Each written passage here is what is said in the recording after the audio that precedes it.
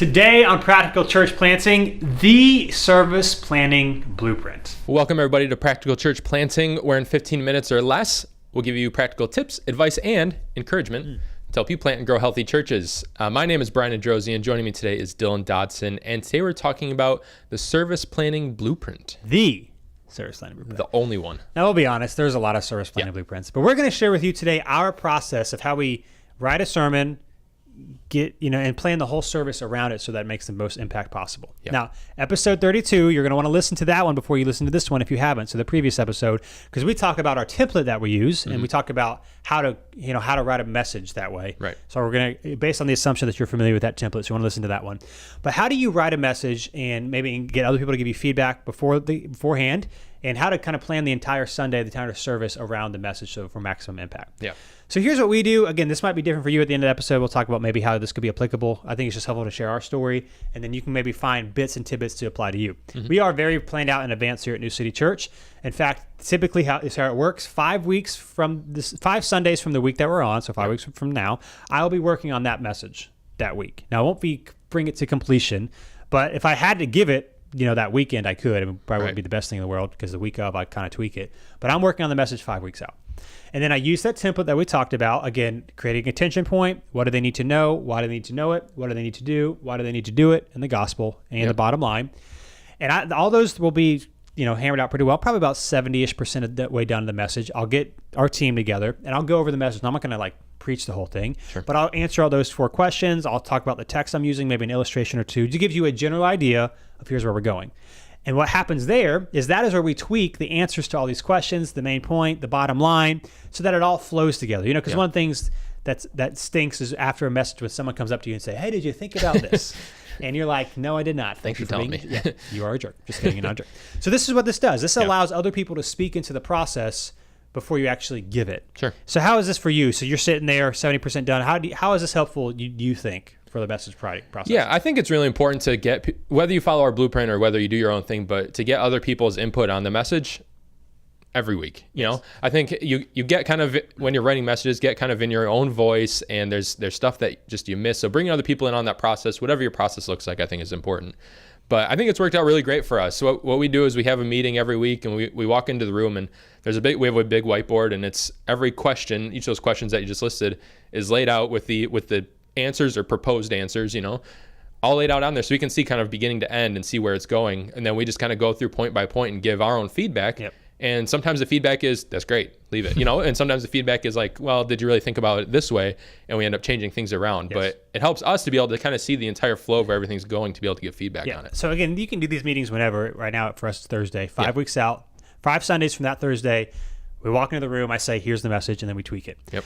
And then 4 weeks out, so that next week on a Wednesday, 4 weeks out is when we actually plan our service. Now, at that point, I take what they say, I work on it some more, and if I want to ask more feedback, I will. Yeah. But Wednesday, when we do our service planning, the message isn't being tweaked. Yeah. It's like, here's what it is. Again, we use the whiteboard. Here's the flow of it. Here's the bottom line. So let's plan around the service. So I want to give you an example of a different one from the I Am Statements of Jesus. That's a series that we're in right now. Last week, we gave you I Am the Way, Truth, and the Life. This week, we're going to give you I Am the Resurrection of Life. Just another example for you to see. So here's how it works, for example. The intro/tension, have you ever lost something and then found it? Right? We've all lost something and found Everyone has, yep. And so what do we do when we feel hopeless? Because that's the worst feeling, losing your wallet, whatever's worse. What do we do when we feel hopeless? And what do you do when you have no hope? Yep. That's interesting. I want to know. Tell me what to do. And then we start the process. What do they need to know? Again, this is John 11. So this is the raising of Lazarus. We read the text. Here's what they need to know. That Jesus is the resurrection and the life. Yeah. That's what they need to know.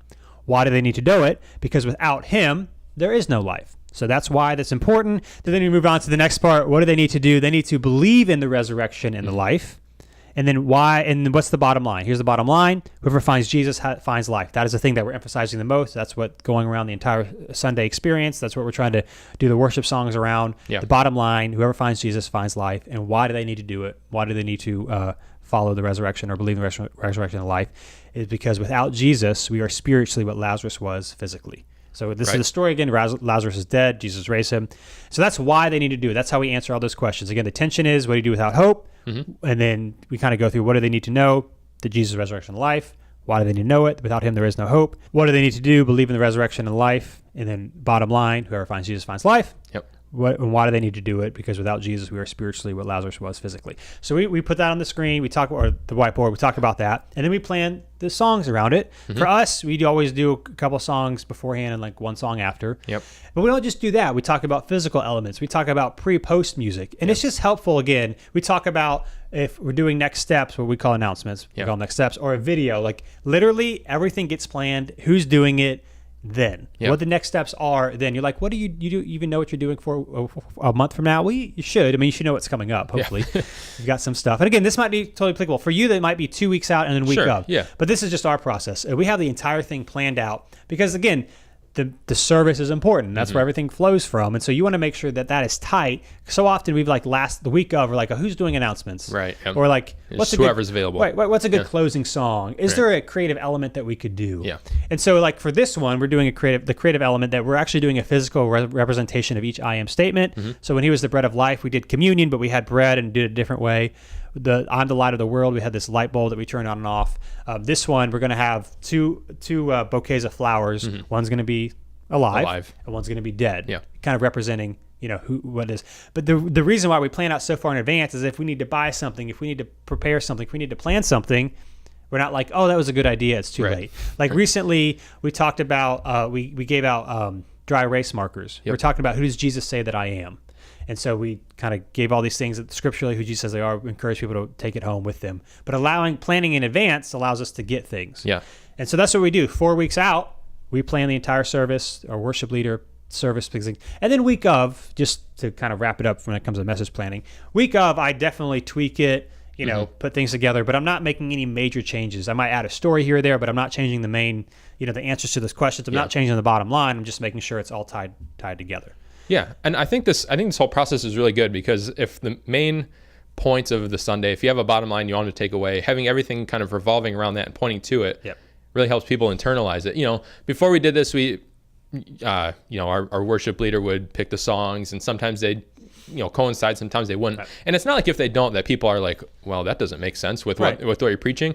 It's not like they notice an issue, but when they do go together, I think it just helps people really internalize what you're talking about more, because the whole Sunday they're singing about this, they're listening to something about this, they might be given something about it. It's just, we're doing everything we can that when they walk out and a few hours later, they're going to remember what we talked about. Like, just to give you an example of it. So this summer we were going through the 10 Commandments. I'll give you more detail behind the little dry erase marker we gave. Yeah. And we're talking about the second commandment, not representing God falsely, having false idols. And basically the commandment is not necessarily saying not to create false idols, which we're not supposed to, but it's basically saying that we shouldn't misrepresent God. So like a lot of the Israelites would create idols, not to foreign gods, but to God himself, and that's a misrepresentation.